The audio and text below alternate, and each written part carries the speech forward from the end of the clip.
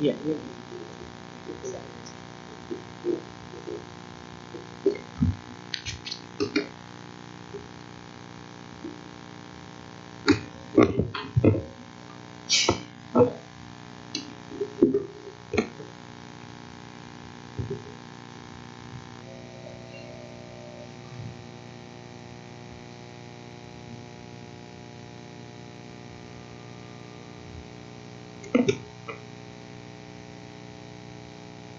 Selamat malam. Namo Sang Hyang Adi Budaya, Namo Buddhaya. Ya, Bapak Ibu yang saya hormati, suaranya jelas ya? Jelas ya? Ya, terima kasih.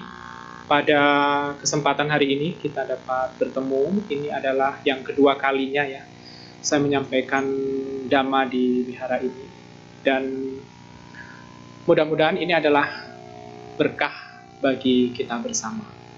Ya, karena mendengarkan Dharma pada waktu yang tepat adalah berkah utama ya, atau berkah mulia. Dan saya berharap kita yang berada di Dharmasala ini di setiap waktu selalu memperoleh berkah. Jadi berkah yang kita peroleh tidak hanya pada saat berada di wihara, tetapi kita berusaha semaksimal mungkin bagaimana supaya berkah itu kita peroleh di setiap waktu. Tapi untuk memperoleh berkah tentunya kita butuh upaya. Ya, karena dalam agama Buddha kan sangat jelas sesuatu yang terjadi, baik itu buruk maupun baik, pasti ada penyebabnya. Nah, kalau kita menginginkan berkah, berarti kita harus menciptakan sebab-sebab berkah tersebut. Sama halnya dengan Bapak Ibu, jika menginginkan kekayaan, tentunya Bapak Ibu harus bekerja. Benar tidak? Iya kan? Kalau Bapak Ibu ingin sehat, tentunya harus menerapkan pola hidup yang sehat. Kalau Bapak Ibu ingin memperoleh pengetahuan tentang Dharma, tentunya Bapak Ibu juga harus berupaya bagaimana supaya memperoleh Dharma. Nah, memperoleh Dharma ini kalau kita di zaman modern bisa di mana aja ya. Sekarang kan YouTube banyak, banti-bantinya yang ceramah di YouTube banyak. Mau lihat isi kitab suci di internet, tinggal ketik, ada. Mau lihat kitab suci versi Mahayana, ada. Mau lihat kitab suci versi Theravada, juga ada. Tantra juga ada. Jadi kita sekarang berada di era modern, era milenium, ya. Apapun mudah. Ya, kita berada di masa akses belajar Dharma itu sangat mudah. Ya. Jadi Bapak Ibu mau belajar apapun tentang agama Buddha, Bapak Ibu tinggal ketik, muncul. Ya, apalagi sekarang lagi tren ya di perkembangan teknologi, ada ChatGPT, ya. Ada yang versi gratis, ada juga yang versi berbayar. Nah, itu juga dapat digunakan untuk belajar Dharma.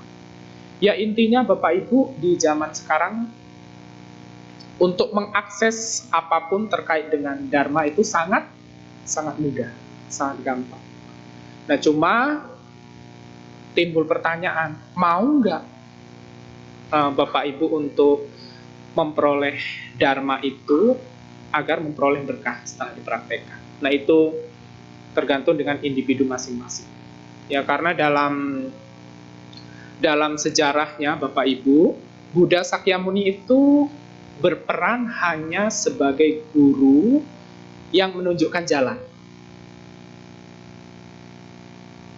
Lalu selebihnya tergantung dengan manusianya masing-masing.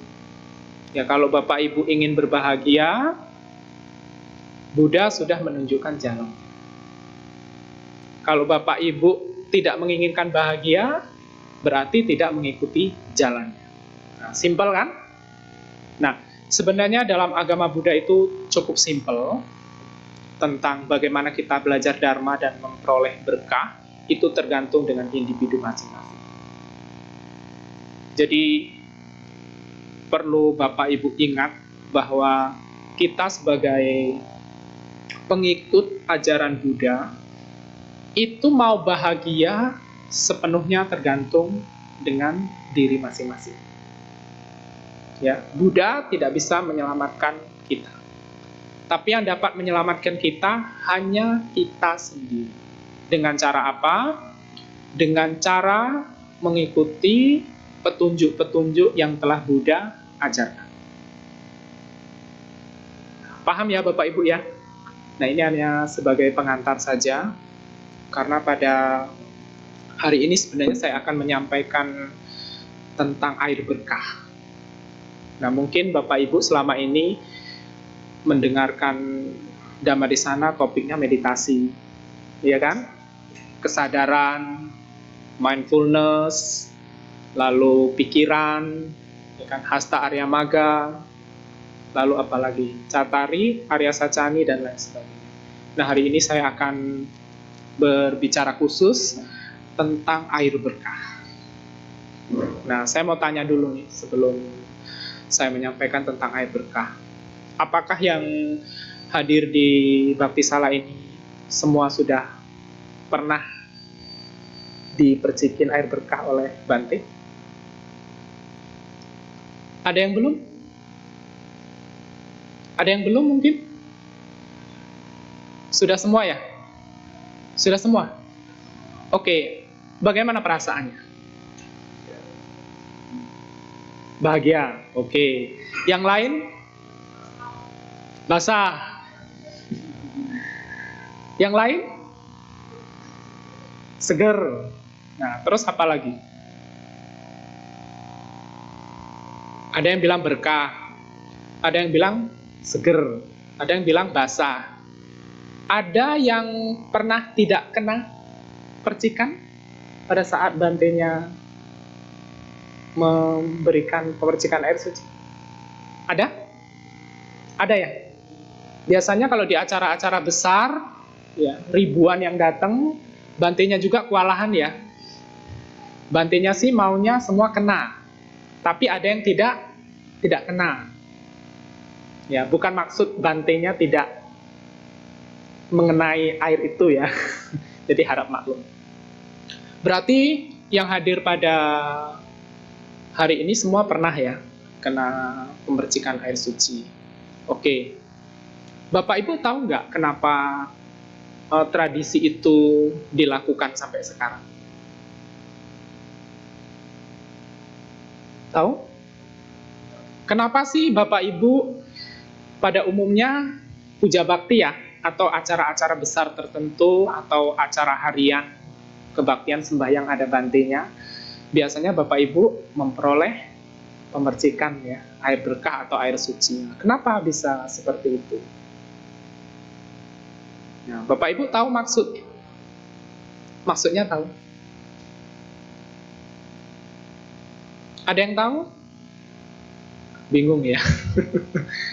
Jadi kalau kita lihat sejarahnya Bapak Ibu di masa lalu, ya, pada masa Buddha masih hidup, ada satu daerah namanya Sawati.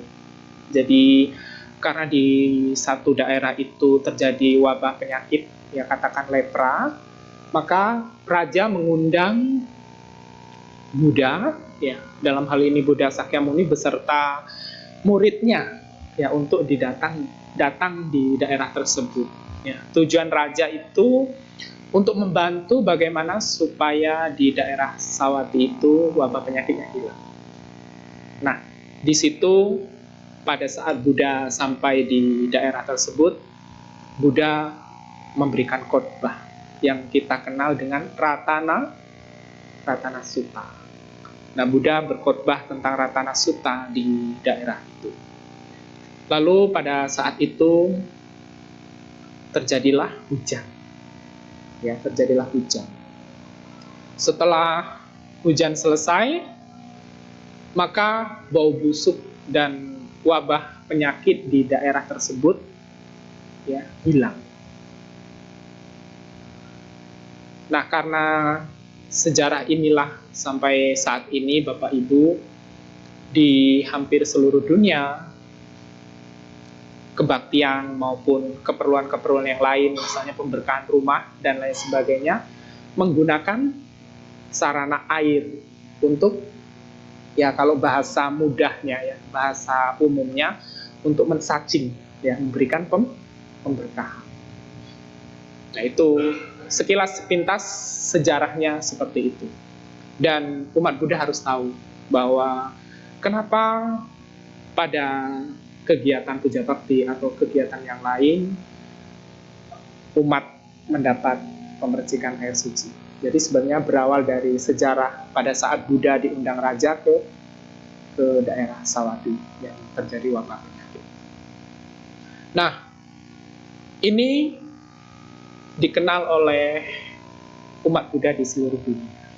Nah, karena sejarah itulah makanya di banyak kegiatan keagamaan air digunakan sebagai sarana, ya kalau dalam ilmu sains ya air, ya Bapak Ibu, air itu dapat menangkap energi, ya, dapat menangkap energi, baik energi positif maupun energi negatif. Jadi salah satu yang paling terkenal Bapak Ibu, ada penelitian dari seorang dokter yang dari Jepang, namanya Dr. Emoto. Jadi Dr. Emoto itu memberikan satu penjelasan tentang air. Jadi Dr. Emoto ini meneliti air.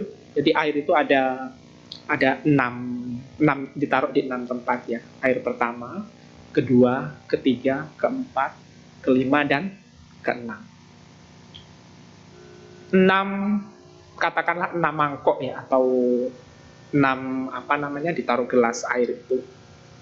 Setiap air diperlakukan dengan cara yang berbeda. Ya, air yang pertama, air yang kedua, ketiga, keempat, kelima sampai keenam ini perlakuannya berbeda. Nah, ada yang menarik Bapak Ibu.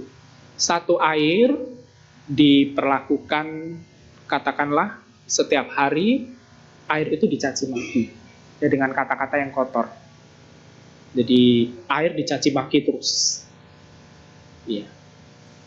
Rentan waktunya berapa lama air dicaci maki? Ya bisa jadi 1 bulan, 2 bulan, 3 bulan, bahkan lebih. Nah, jadi air, ada satu air yang ditaruh, katakanlah gelas, dicaci maki terus. Yang lain, yang 5, yang satu dibacakan mantra secara Hindu, yang satu dibacakan mantra secara Buddha, yang satunya lagi setiap hari diucapkan terima kasih. Nah, setelah air itu diperlakukan dengan berbeda-beda, ya berbeda-beda diperlakukan air. Tapi yang satu diperlakukan dengan buruk, yang 5 diperlakukan dengan baik. Hasilnya apa Bapak Ibu? Nah, ternyata setelah air itu dilihat menggunakan alat tertentu, molekulnya berbeda. Ya, dari 6 air ini molekulnya berbeda. Yang dicaci maki, molekulnya itu jelek, bentuknya jelek, berantakan. Tapi yang setiap hari dibacakan mantra secara Hindu atau secara Buddha, bentuk molekul airnya itu seperti kristal yang indah, bagus. Nah, sekarang saya mau tanya Bapak Ibu, di dalam tubuh Bapak Ibu ada berapa persen air?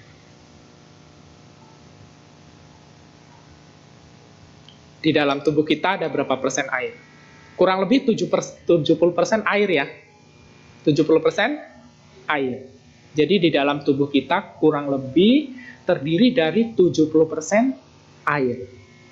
Ingat, Bapak Ibu, air dapat menangkap energi di sekitarnya. Bayangkan, kalau Bapak Ibu dalam kehidupan sehari-hari terbiasa ucapannya bagus, perilakunya bagus, ya kan?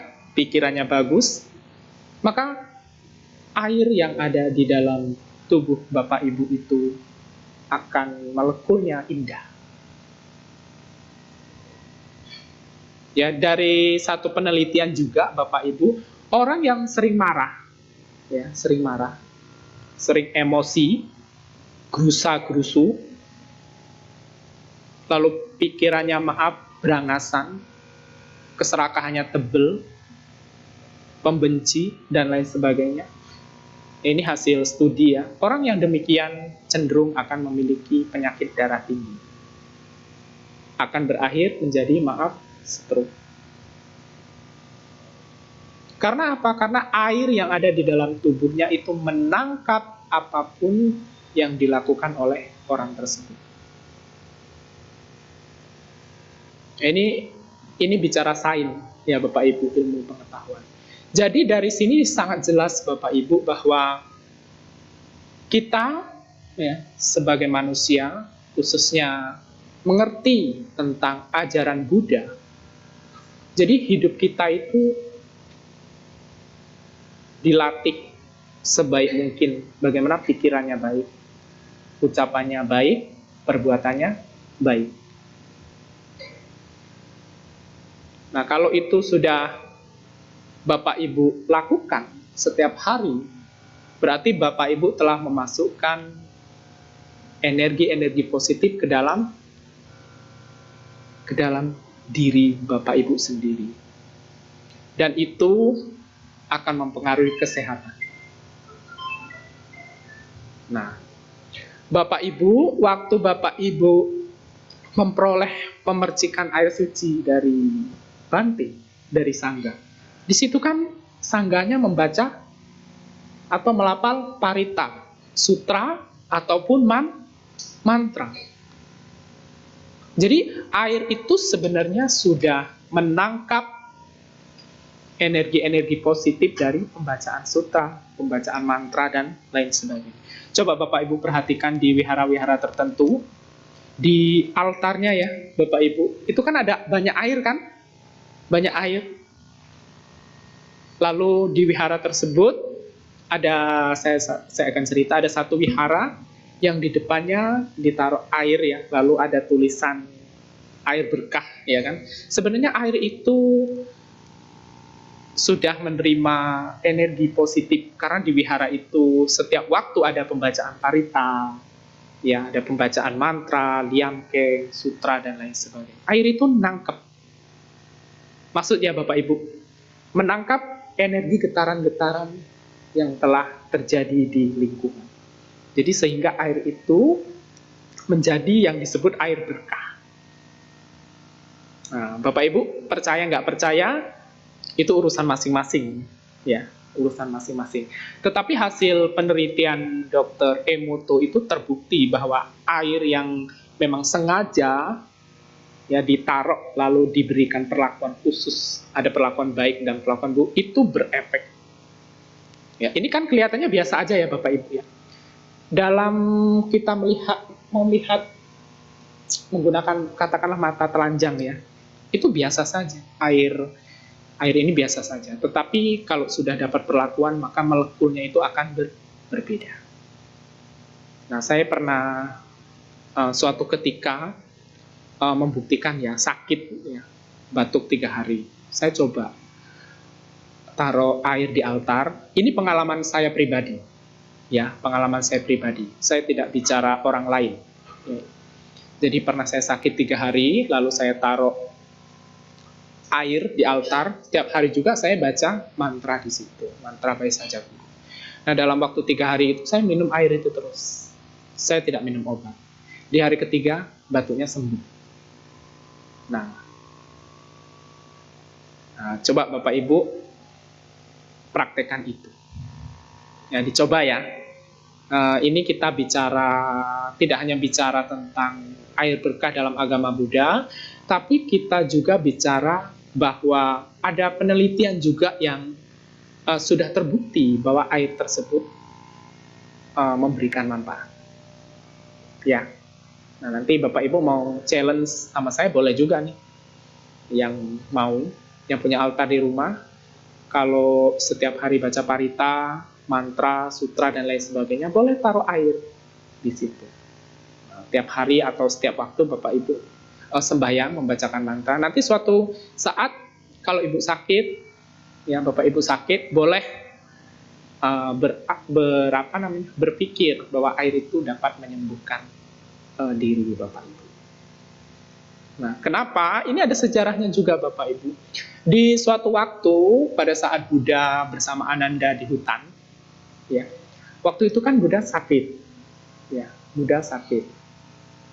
Lalu Buddha meminta kepada Ananda, ya, Buddha meminta kepada Ananda untuk mengambilkan air di sungai.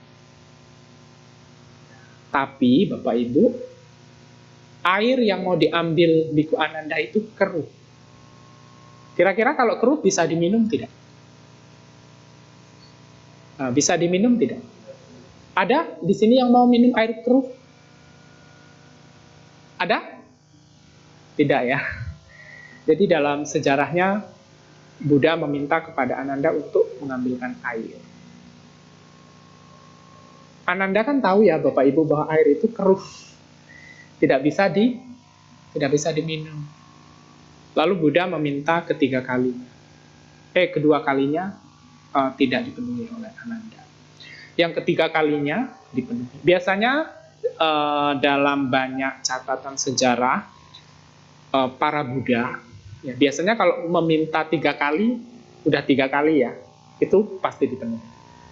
Itu sejarahnya begitu dari banyak Buddha di masa lalu, ya, termasuk pada kasus Biku Ananda.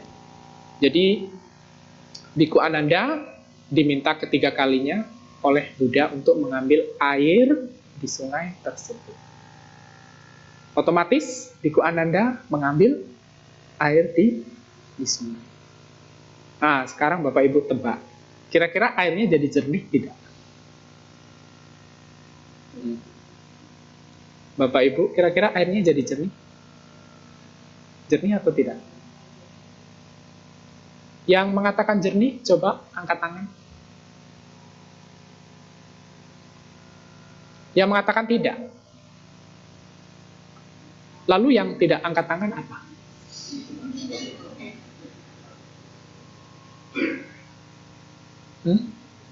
Dalam riwayat Agung Para Buddha itu Bapak Ibu, airnya menjadi jernih.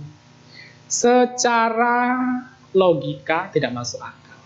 Ya, secara saintifik tidak masuk akal. Ya. Mungkin di dunia modern seperti kita sekarang, yang seperti itu susah untuk diterima dengan logika. Tapi zaman sekarang sama zaman dulu beda ya. Contoh mudah, kalau zaman dulu seorang ibu ngomong apapun kepada anaknya manjur. Kalau sekarang bagaimana? Kenapa banyak tidak manjur? Kenyataannya kan begitu ya. Jadi air diambil oleh Biku Ananda menjadi jernih. Lalu Buddha meminum air tersebut. Nah, tebak-tebakan lagi. Buddha jadi sembuh tidak? Di sini ada yang sudah tamat baca buku riwayat Agung Para Buddha yang 3 jilid. Yang tebel ini. Ya, jadi diriwayatkan bahwa Buddha sembuh setelah meminum air tersebut. Nah, itu kekuatan para Buddha. Ya. Karena para Buddha memang mempunyai jasa kebajikan di masa lalu yang sangat banyak, luar biasa. Jadi dalam banyak riwayat itu dikisahkan banyak sesuatu yang tidak masuk akal kalau kita lihat menggunakan akal logika. Tapi kenyataannya seperti itu. Jadi Bapak Ibu, kita belajar agama Buddha bukan hanya sebatas logika. Ingat, karena ada orang-orang tertentu yang berhasil dalam mencapai meditasi, mempunyai kekuatan-kekuatan tertentu, ya seperti kalau zaman dulu ada Biku Moggallana ya Bapak Ibu. Bayangkan Biku Moggallana bisa melihat ke alam-alam yang lebih rendah, bisa melihat ibunya lahir di mana. Kalau untuk zaman sekarang kan orang akan sulit mempercayainya. Benar tidak Bapak Ibu? Akan sulit mempercayainya. Karena kenapa? Karena belum mengalami. Ya, jadi orang kalau belum mengalami sesuatu sulit untuk menerima. Sama aja dengan perumpamaan, misal ada suatu buah. Ya. Orang mengatakan buah itu rasanya asin, kemanis-manisan misalnya. Ya, ada buah rasanya asin ke manis-manisan. Orang itu tidak akan tahu dengan pasti rasa buah itu kalau belum memakannya secara langsung. Paham ya maksud saya? Jadi banyak kisah di zaman dulu tentang kehidupan Buddha maupun siswanya, kalau dilihat dari sudut pandang sekarang susah untuk diterima. Misal tadi dapat melihat ke alam rendah, lalu Buddha meminta airnya keruh, kok dalam waktu sekian bisa jernih, ya kan? Itu secara logika tidak bisa diterima. Ya, karena kita berada di zaman sekarang. Kalau zaman dulu kan, ya orang zaman dulu yang latihannya maju dalam banyak aspek kehidupan, dia tinggal berpikir apapun dapat terjadi. Tapi sekarang agak sulit ya, Bapak Ibu. Zaman kita udah zaman berbeda. Kalau saya dapat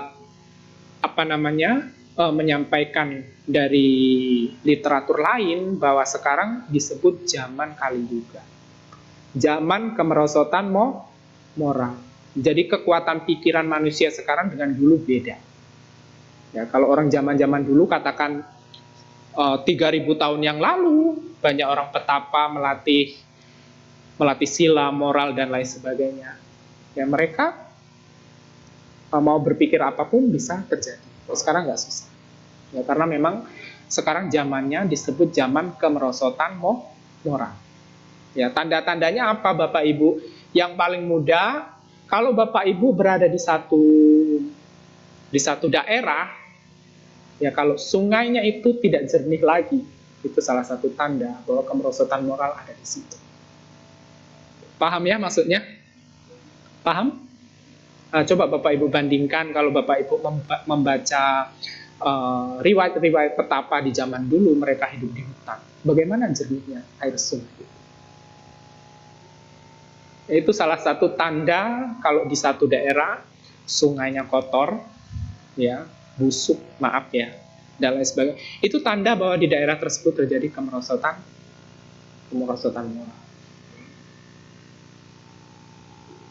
Nah, itu ya Bapak Ibu. Ya, kita kembali ke air lagi.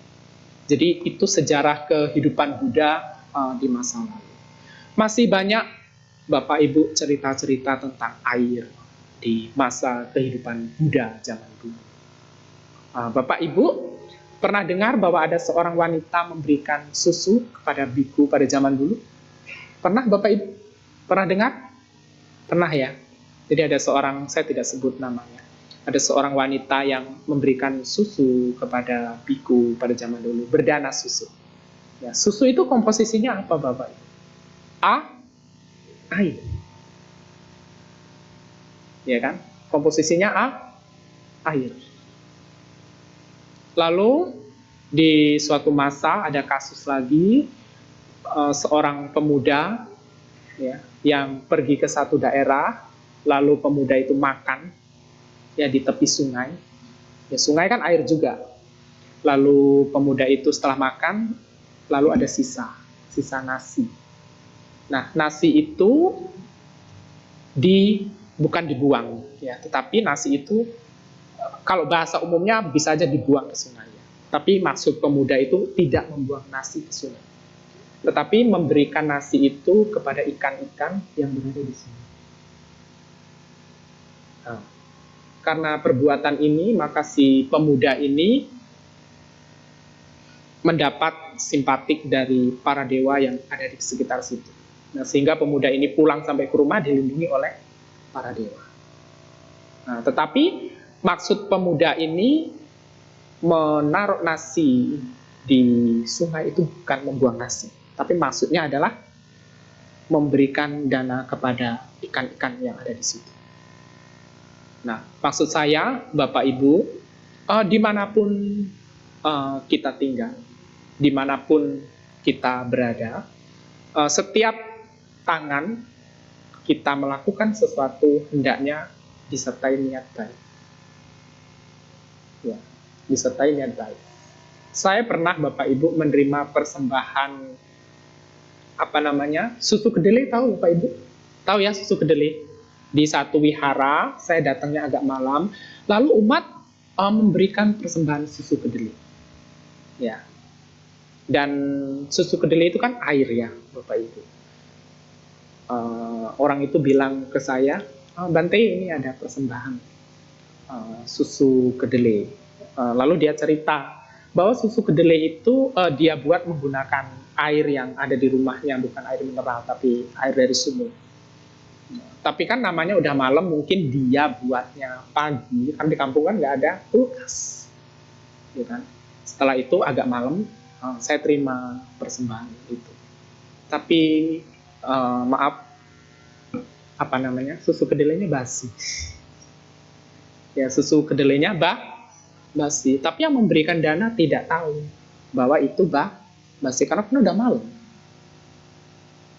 Tapi saya tahu bahwa umat ini memberikan dana itu, dia cerita bahwa itu dibuat, dia dari bangunnya udah subuh, lalu dia bilang buatnya dari sumur yang ada di rumahnya.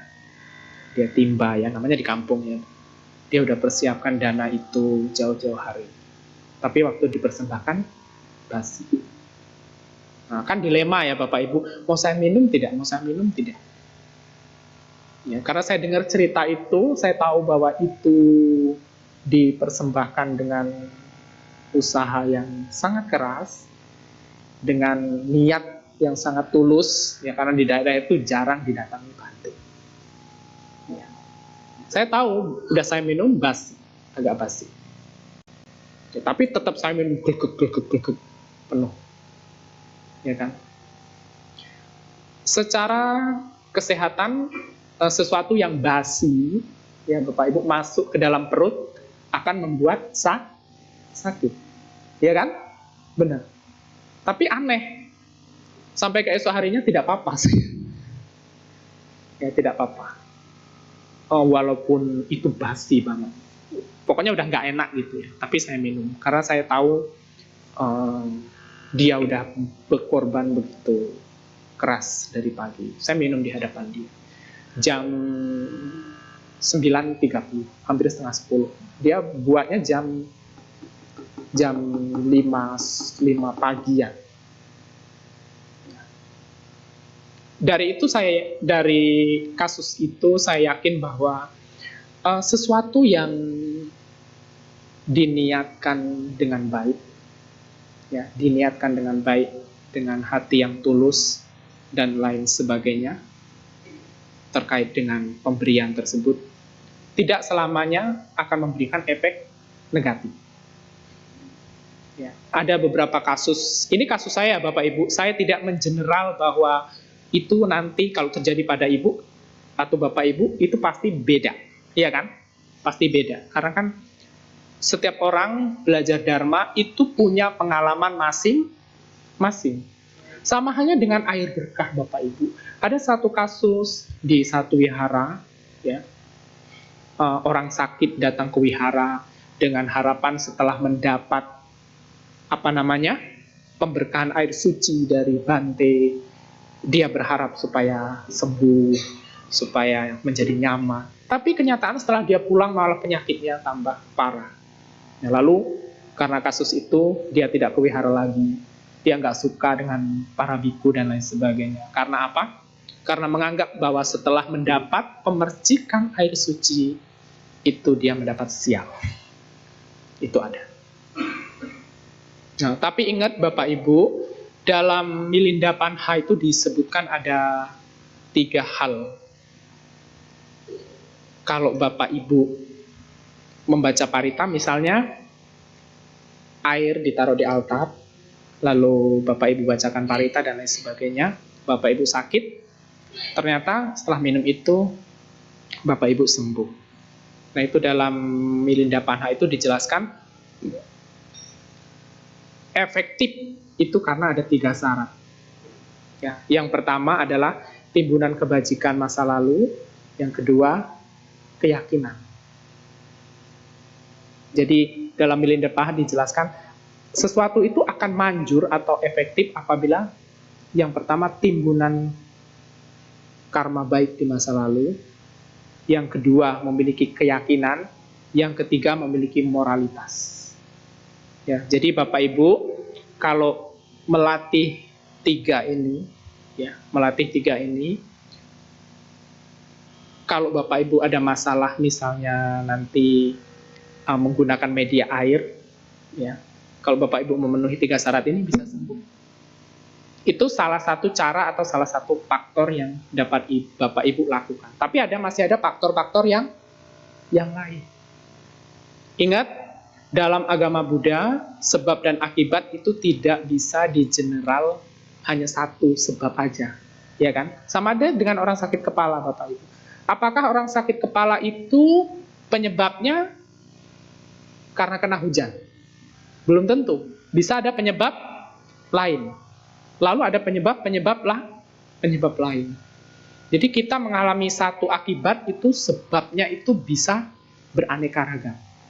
Sama halnya dengan Bapak Ibu belajar agama Buddha. Ya, Bapak Ibu belajar agama Buddha. Itu kan hasil dari belajar agama Buddha lalu dipraktekkan hasilnya beda-beda. Nah, ini saya kasih perumpamaan. Di zaman Buddha mempunyai banyak murid. Ada Sariputta, Ananda, Moggallana, Asaji, dan masih banyak yang lainnya. Bapak Ibu, kalau Buddha memegang bunga saja, Sariputta itu udah langsung ngerti maksudnya. Hanya memegang bunga. Tapi murid-murid yang lain tidak ngerti. Tapi beda dengan Bhikkhu Upali ya. Bapak Ibu pernah dengar kasus Bhikkhu Upali yang prakteknya hanya nyapu kan? Ya, nyapu ya. Tapi Bhikkhu Upali karena dia bisa prakteknya, konsentrasinya di pekerjaan itu, dia mencapai kesucian juga. Lalu Bapak Ibu coba lihat Ananda. Ananda dimanapun mengikuti Buddha. Paham semua, apal semua yang disabdakan Buddha.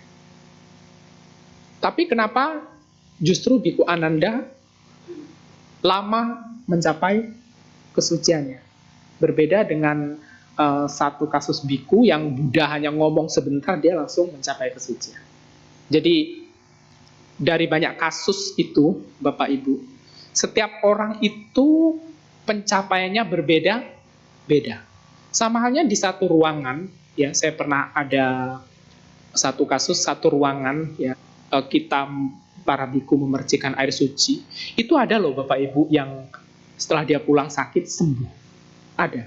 Bahkan di daerah Serpong ada satu umat, dia 3 kali undang saya. Ini bukan promosi, maaf ya. Mungkin saya ada jodoh dengan orang tersebut. Orang tersebut kalau sakit, undang saya baca parita, lalu kasih air, sembuh. Udah 3 kali. Dia panggil Bante yang lain, nggak sembuh. Nah, ini bukan promosi ya Bapak Ibu, maaf. Berarti apa Bapak Ibu? Berarti di situ ada jodoh. Ya, ada jodoh. Cocok.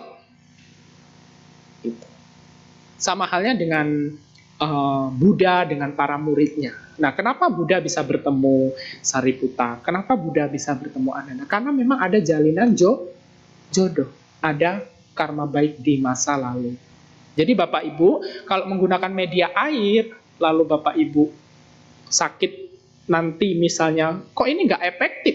Saya udah berapa lama baca Parita baca sutra, lalu air itu saya minum. Kok ini nggak sembuh? Ya, bisa jadi kemungkinan kurang keyakinan, kemungkinan karena timbunan karma baiknya kurang. Ya kan? Kemungkinan karena Bapak Ibu tidak melaksanakan sila dengan baik. Jadi ada banyak kemungkinan. Paham ya maksud saya ya? Nah, itu secara general seperti itu Bapak Ibu. Saya banyak berbicara kasus-kasus yang saya alami. Ya, ini saya alami. Bukan berarti yang saya alami cocok dengan Bapak Ibu. Ya kan? Sama dengan halnya kita belajar agama Buddha, Bapak Ibu, ada yang cocok vegetarian. Ada. Ada yang tidak cocok vegetarian. Ya kan? Apakah itu bisa disalahkan? Tidak. Nah, kalau kita lihat sejarah pada zaman Buddha, kan Buddha mengajarkan Dharma kepada murid-muridnya, itu metodenya berbeda-beda. Kalau dengan Sariputta, Buddha tidak perlu ngomong-ngomong, Sariputta udah langsung ngerti, udah langsung paham. Tapi kalau dengan yang lain, dengan Bhikkhu Upali, beda lagi. Ya, dengan petani, beda lagi. Ya, tapi kesemuanya itu mereka dapat memperoleh manfaat dari ajaran Buddha. Nah, ini kembali lagi ke air tadi ya, Bapak Ibu. Itu hanya beberapa penelitian, ya salah satunya yang terkenal Dr. Emoto, yang membahas tentang air.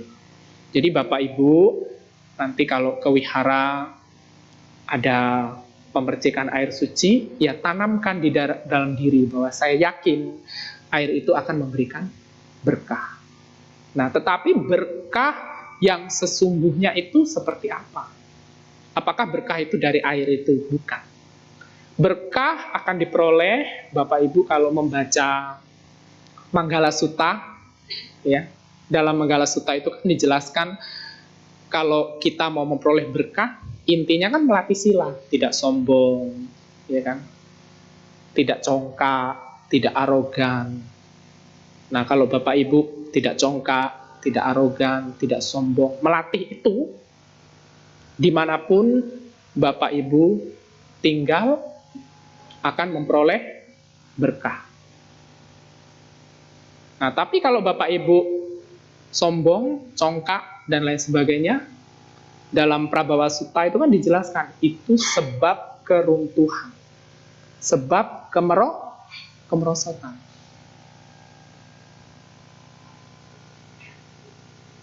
Paham ya maksud saya? Nah, seperti itu. Jadi, kita belajar agama Buddha ini sangat luas. Ya.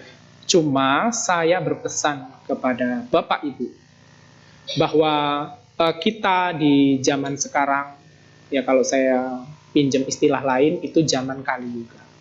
Zaman sudah bolak-balik. Ya, tanda yang paling mudah, ini kalau kita lihat di kitab-kitab Jawa itu, di satu daerah yaitu tadi, sungainya sudah mulai kotor, musim tidak tepat pada waktunya. Apakah sekarang musim tepat pada waktunya, Bapak Ibu? Bapak Ibu? Bapak Ibu mengatakan tidak karena Bapak Ibu telah merasakannya. Benar tidak? Ya kan, termasuk saya. Kalau zaman dulu Bapak Ibu, orang menentukan waktu panen, waktu tanam itu konsisten di bulan-bulan tertentu. Ya karena apa? Karena alamnya masih bagus. Nah, sekarang Bapak Ibu tahu sendiri alam kita sudah rusak, moral sudah mulai merosot, ya kan? Kita tantangannya lebih berat di zaman sekarang. Jadi, kalau Bapak Ibu datang ke wihara, Bapak Ibu memperoleh berkah. Nah, ini kesempatan kita untuk memperbaiki diri. Ya, kalau kita memperbaiki diri, ya maka kita akan memperoleh berkah. Berkah itu bukan dari air. Ya ingat, bukan dari bantainya kasih kepret-kepret, lalu Bapak Ibu seneng, sejuk, bukan dari itu. Berkah itu diperoleh karena Bapak Ibu menciptakan sebab-sebab berkah tersebut. Ya kan? Dalam Manggala Sutta jelaskan salah satunya, kalau tidak congkak, tidak sombong, dan lain sebagainya, Bapak Ibu akan memperoleh berkah. Dalam Cula Mahawibangga Sutta dijelaskan, apabila seseorang lelaki atau perempuan, ya laki-laki atau perempuan, menghormati yang layak dihormati, memberikan tempat duduk kepada yang layak menepati tempat duduk itu, Bapak Ibu akan memperoleh penghormatan yang serupa. Atau demikian sebaliknya. Jadi Bapak Ibu, dalam hidup kita itu gampang banget. Kalau Bapak Ibu sering mendapat perlakuan buruk, ya itulah cerminan perbuatan Bapak Ibu di masa lalu. Paham ya maksud saya? Kalau kita sering memperoleh perlakuan baik, itu cerminan perbuatan kita di masa lalu. Jadi, jangan nyalah-nyalahin orang lain. Iya kan? Jangan nyalah-nyalahin orang lain. Tapi umat Buddha mesti banyak introspeksi diri. Ya, banyak introspeksi diri. Ingat, pada kasus Buddha, kenapa Buddha Sakyamuni, Bapak Ibu, ini saya ceritakan satu lagi. Pada zaman Buddha Sakyamuni, kenapa Buddha Sakyamuni punggungnya sering sakit? Tulang punggung ya, tahu ya? Di sini punya semua tulang punggung? Ada yang nggak punya? Ada yang tidak punya? Punya semua ya? Punya? Punya ya? Oke, saya juga punya ya soalnya. Jadi ada kasus bahwa Buddha di masa kehidupan, yang saya maksud Buddha Sakyamuni ya, karena Buddha kan banyak ya Bapak Ibu, yang saya maksud di sini Buddha Sakyamuni. Sepanjang hidupnya tulang punggungnya sakit, ya, tulang punggungnya sakit. Betapa menyiksanya itu. Yang ternyata di kehidupan lampau juga pernah melakukan satu kesalahan terkait dengan merusak tulang punggung makhluk lain. Nah, tapi karena Buddha menyadari bahwa itu adalah akibat dari masa lalu, ya tetap diterima dengan sabar. Untuk latihan kesabaran. Nah, dari kasus ini kita dapat mengambil satu manfaat sebenarnya Bapak Ibu. Ya kalau Bapak Ibu atau saya mendapat perlakuan yang tidak baik, ya harus diterima dengan sabar. Ya. Untuk latihan. Ya. Tidak mungkin ada keburukan tanpa adanya kebaikan. Tidak mungkin adanya pencerahan tanpa adanya penderitaan. Tidak mungkin Bapak Ibu disebut kaya kalau tidak ada miskin. Tidak mungkin ada nirwana tanpa adanya duka. Itu tidak mungkin. Jadi Bapak Ibu, kalau Bapak Ibu mau maju dalam perkembangan batin, memang harus, kalau bahasa umumnya harus ada ujian-ujian. Benar tidak? Ya, Bapak Ibu lihat kasus Bodhidharma, film Bodhidharma. Ya, di kisahnya itu kan Bodhidharma banyak gangguan. Ya, gangguan dari lingkungan, ya dari orang lain dan lain sebagainya. Tapi tetap sabar. Sabar. Akhirnya mencapai pencerahan. Nah, ini sebenarnya Bapak Ibu sejalan dengan sifat air. Ya. Bapak Ibu lihat air. Saya mau tanya di sini. Air itu bisa digenggam tidak Bapak Ibu? Bisa digenggam? Misalnya Bapak Ibu ke sungai nih. Genggam air bawa. Bisa? Dengan tangan kosong. Bisa? Tidak bisa ya? Bisa dirasakan? Bisa. Air tidak bisa digenggam, tapi bisa dirasakan. Oke. Lalu sifat air juga tidak bisa dibelah. Nah, Bapak Ibu nih buktiin sendiri. Nanti kalau pulang, ya ada di bak kamar mandi atau di sungai, coba Bapak Ibu belah air. Bisa nggak pakai pedang, pakai pisau, atau pakai apa? Bisa nggak dibelah? Tidak? Tidak bisa. Oke. Air bisa nggak disuruh ngalir ke atas? Bisa nggak? Sifat dasar air itu apa sih? Mengalir dari tempat yang tinggi ke tempat yang lebih rendah. Kita nggak bicara ada pompa sanyo ya, air dari sumur ke atas. Ya, kita bicara yang alami. Oke. Jadi Bapak Ibu, sifat air itu solid, ya, kuat, solid, kuat, tidak terpengaruh. Tapi air bisa dibentuk. Benar? Air bisa dibentuk. Bapak Ibu ambil air, lalu taruh di gayung. Bentuknya seperti gayung. Bapak Ibu ambil air, taruh di baskom. Bentuknya seperti baskom. Jadi kita itu sebenarnya seperti air. Tinggal mau dibentuk seperti apa. Nah, kalau sudah mengerti ajaran Buddha, ya, kalau sudah mengerti ajaran Buddha, Bapak Ibu akan dapat membentuk diri kita sendiri, diri Bapak Ibu seperti air. Orang kan maunya kalau membentuk air yang bagus-bagus ya. Ya kan, ditaruh tempat yang bagus, ditaruh tempat yang indah. Maunya juga air yang jernih. Benar nggak? Secara natural, alami, kita minum pun mau air yang jernih, yang seger. Bahkan sekarang maunya air yang dingin, sejuk. Mana mau minum air, maaf, yang keruh.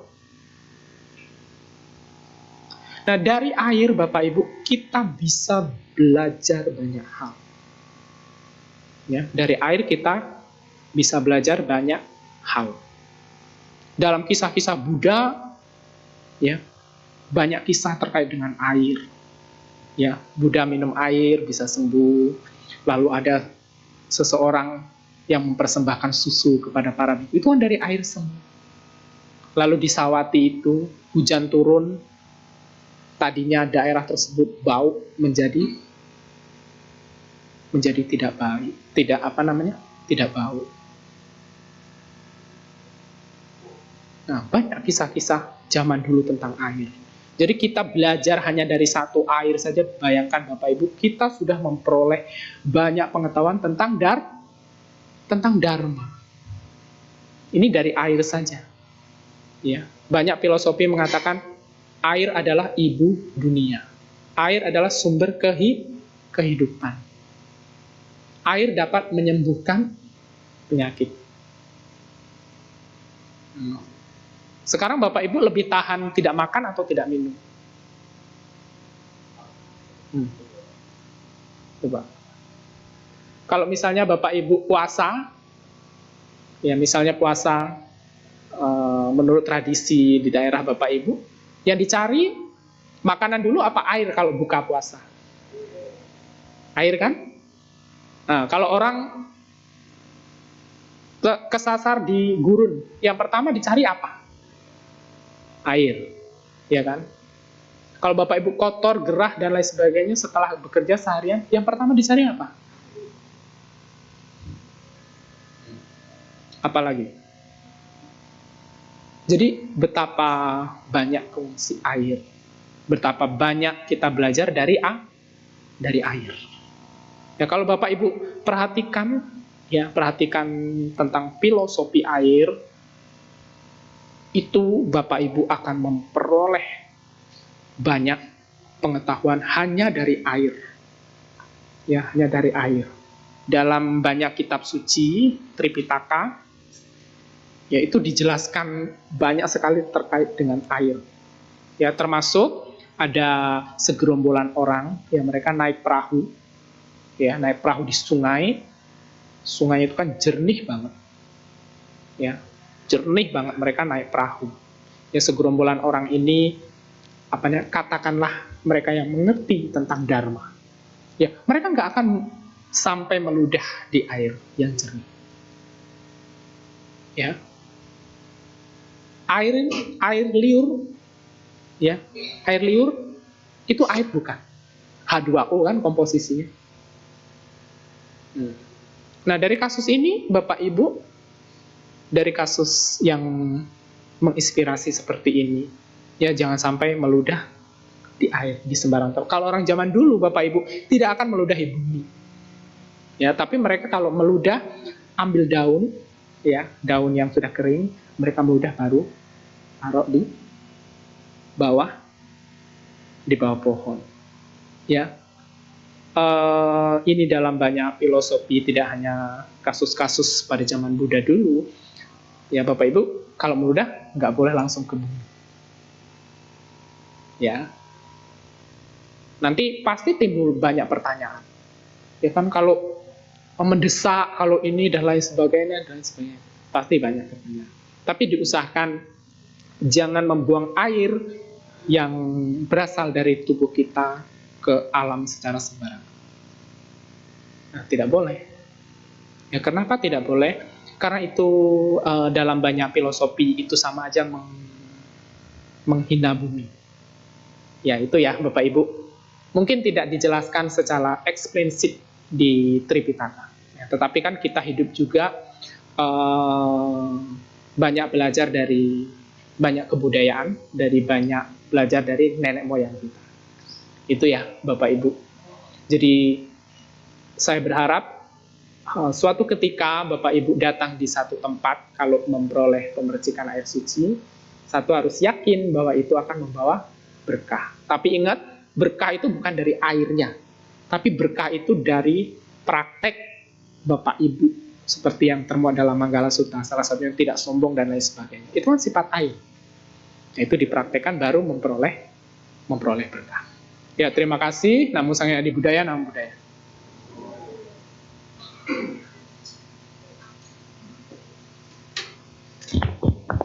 Baik, demikianlah Dhammadesana yang telah disampaikan oleh Yang Mulia Suhu Badra Tangsaka dengan tema air berkah. Kami menyediakan sesi tanya jawab kepada Bapak Ibu dan teman-teman semua. Pertanyaan bisa dilakukan secara langsung. Nanti yang ingin bertanya secara langsung boleh langsung tunjuk tangan dan maju ke depan.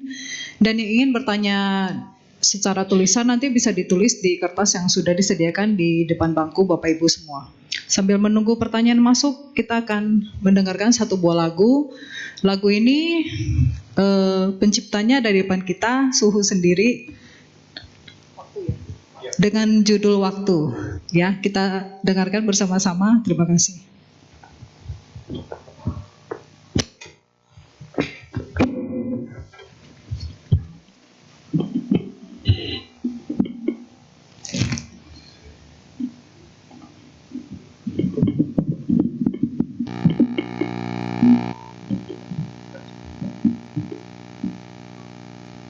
Untuk lagu kedua berjudul Waktu, ciptaan dari Yang Mulia Biku Badra Tangsaka sendiri.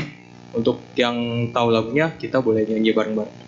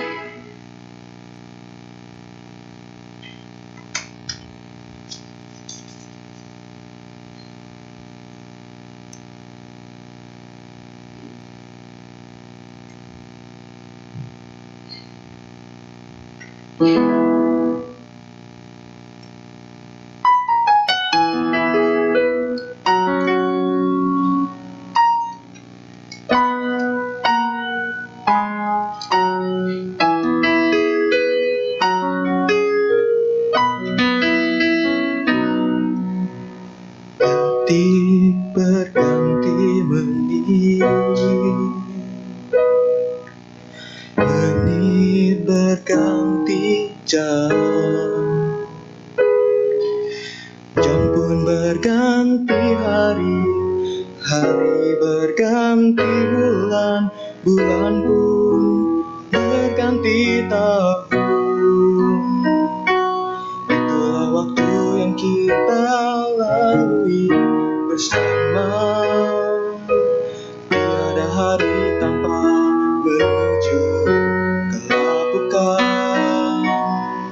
Sadarlah kita untuk terus merenung akan arti kehidupan sepanjang waktu.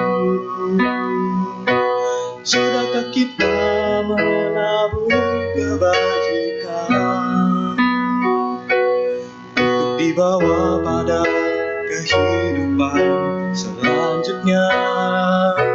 Sudahkah kita menyadari akan singkatnya waktu seperti tarikan nafas yang hanya sesaat.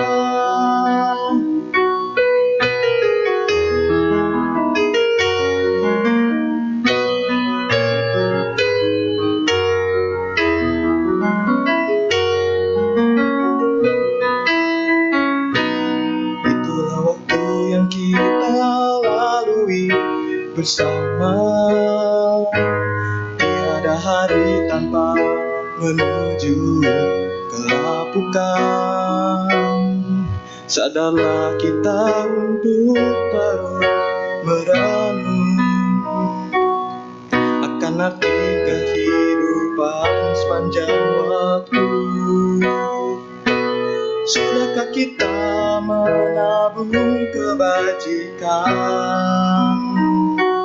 untuk dibawa pada kehidupan selanjutnya? Sudahkah kita menyadari akan singkatnya waktu seperti tarikan nafas yang hanya sesaat?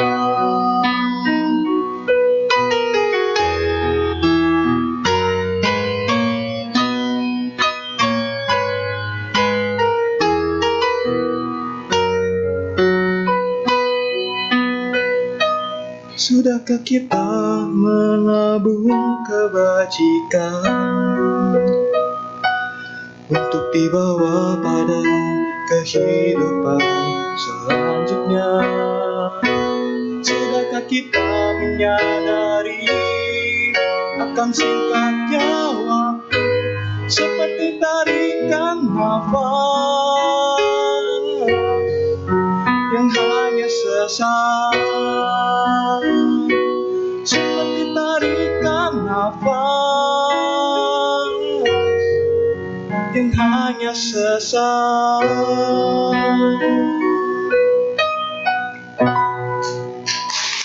Terima kasih.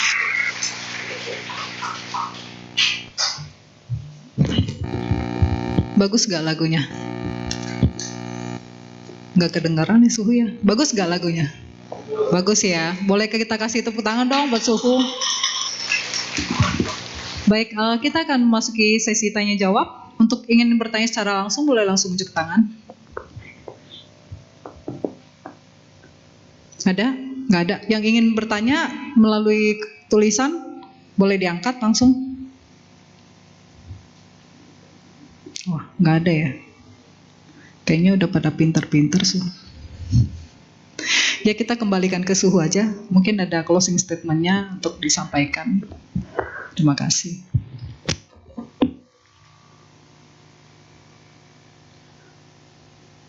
Bapak Ibu, Dharma itu sangat indah. Ya apabila Bapak Ibu berani berkomitmen untuk mempraktekkan secara perlahan-lahan, ya, tetapi konsisten. Jadi kalau Bapak Ibu ingin bahagia, Bapak Ibu harus menanamkan kebaikan. Yaitu udah hukum alamnya seperti itu. Kalau Bapak Ibu mampu memahami filosofi air, ya, Bapak Ibu akan seperti air yang jernih. Ya, Bapak Ibu akan dapat menyejukkan diri sendiri. Ya, karena sifat sejati dari air adalah jernih, ya, sejuk, menenangkan. Tapi dimanapun tempat, yang pertama kali dicari orang itu unsur air, bukan unsur yang lain. Nah, unsur yang lain bukan berarti tidak penting, tapi di mana tempat yang paling pertama kali orang cari adalah air. Ya, karena air disebut sebagai ibu kehidupan. Ya, semoga Dhammadesana kali ini dapat memberikan inspirasi. Ya, semoga lagu tadi bersesuaian bahwa hidup kita itu hanya sebatas napas masuk dan napas keluar. Ya, kalau Bapak Ibu bandingkan dengan alam-alam yang lain, ya, kita satu hari di alam manusia bisa 400 tahun di alam dewasa. Jadi sama aja, kita hanya punya waktu sebenarnya hanya sebatas napas masuk, napas keluar. Jadi pulang dari sini jangan sia-siakan. Ya, harus tiap hari melakukan kebaikan. Walaupun Bapak Ibu ada sisa gula di rumah yang sedikit, ya, kalau Bapak Ibu pikirannya selalu diliputi kebaikan, dari gula yang sisa di rumah sedikit Bapak Ibu bisa bawa, lalu Bapak Ibu jalan kemana ada semut kasih. Itu nampaknya sederhana, tetapi itu akan menolong Bapak Ibu di kemudian hari. Ya, terima kasih. Namo Sang Hyang Adi Budaya, Namo Buddhaya. Baik, demikianlah Dhammadesana dan tanya jawab yang tidak ada ini pada hari ini. Maka kami segenap